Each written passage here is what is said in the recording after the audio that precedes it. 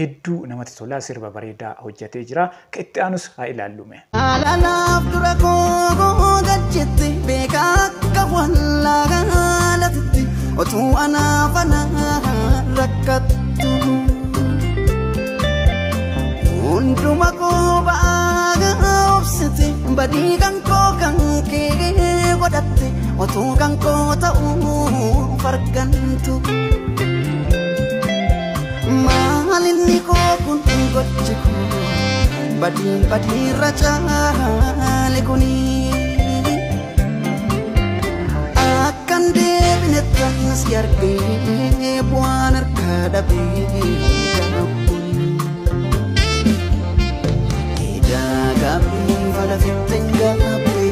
Uummata biratti kan jaalatameen yookiin fudhatama kan argateen sirba Jamarii jedhu akkuma hundi keenyaa yubennu turtii yeroo dheeraatiin booda sirba bareedaa kanneen hojjetee jira. Waa'ee sirba kanneenis dubbatee jira. Haga xumuraatitti na faana tura. Namoonni yeroo jalqabaaf gara chaanaalii kanaatti dhuftan yookiin maatiin ta'een subscribe godhuudhaan maatii chaanaalii kanaa ta'a hundi keessanuu gara viidiyootitti darbuun dura laayikii godhaa gara viidiyootti. Weellisaa Keeyoon Naggasaan jedhama. Hojii kana lachuu gaafa hojjedhu dura amma waradii Jamareen erga bee waggaa lama guute xiqquma tafe waradii wagguma lama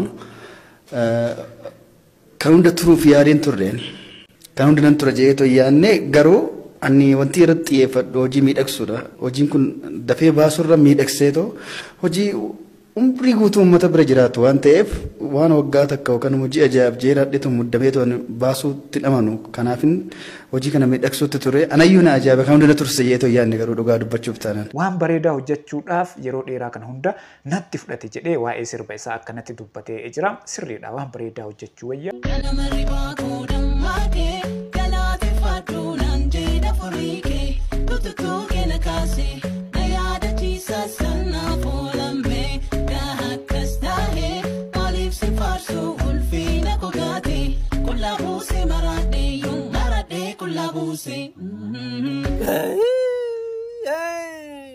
ጭራሽሞ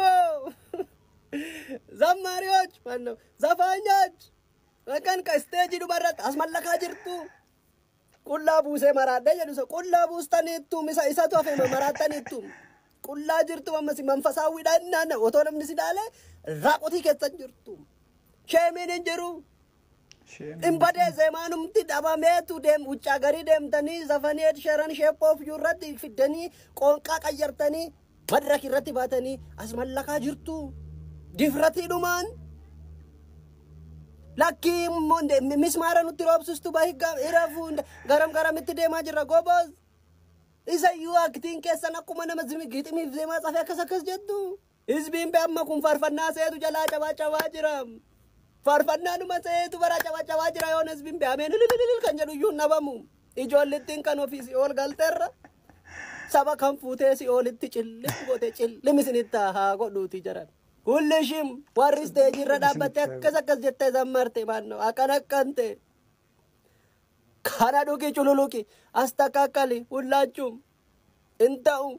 Kun sirriitti irraa dubbatamuu qaba. Ta'uu baannaan sirbituu paaki faarfannaa ta'uun isaa hin oolu jedha. Namoonni hedduu viidiyoo kana akka hin jaalannetti jechuudha yaada kan irratti kennan.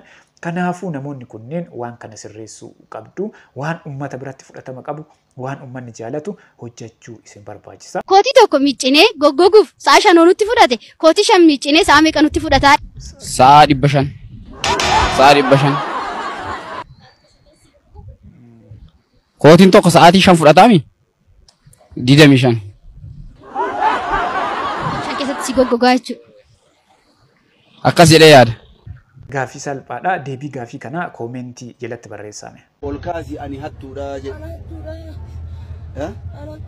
Maal labdee hatti? Oromoomti kuni aadaa inni godhachaa jiru naagalaan jiru dhugaa yoon dubbadhe jechuudha. Amma fakkeenyaaf daa'imni tokko abbaan isaa fi haati isaa yoo wal lolee walirraa qabu dhiisetti kaameraa banatee waraabutti ka'a jechuudha. Sana booda maxxansaa sooshaal miidiyaa irratti addunyaan arga. Lammaffaatti yeroo deebinu immoo hattuu tokko qabanii gaarraa eegam daa'ima kana qabanii daa'imni kun ergameen godhee jechaa jira. Rakkoo iyyuu qabu waa godhu. Isa hati caalaa anaan isa waraabutu na gubaa jira. Dhugaama isaa dubbanne jechuudha. Daa'imni kun hin hate ishii akkamittiin eegan gorse gamma namni isa jeje besmaam hattuu qabe goota kana. Kan addunyaan waraanni kam namni kam qabuu hin dandeenye qabe amma badhaafamta gaa sooshaal miidiyaatti baaste.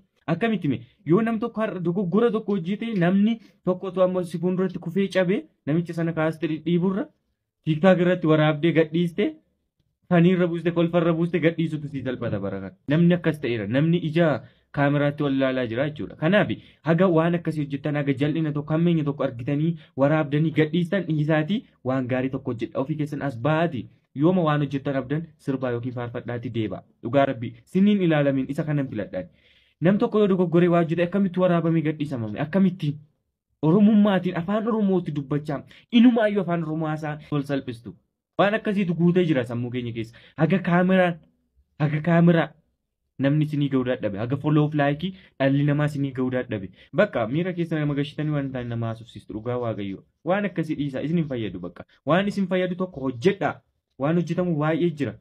Waan miidiyaa hawaasaa irratti bahuu qabuu fi bahuu hin qabne adda baafnee beekuu qabna. Mucaan kun daa'imaa ganaa guddataa jira.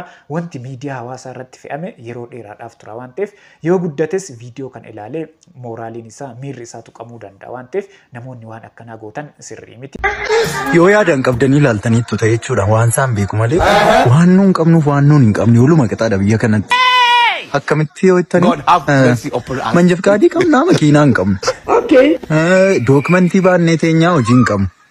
Ekspiriyaansii qabdaa namni si barbaadu hin jiru. Beekumsa qabdaa birrii hin qabdu. Waluma qixa wayiidha.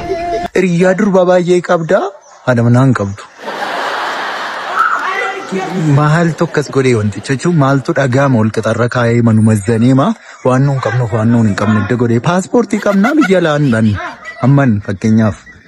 Kana bichaa minan koollee baay'eedha. Amman yaada qabaa folooyersii hin qabu.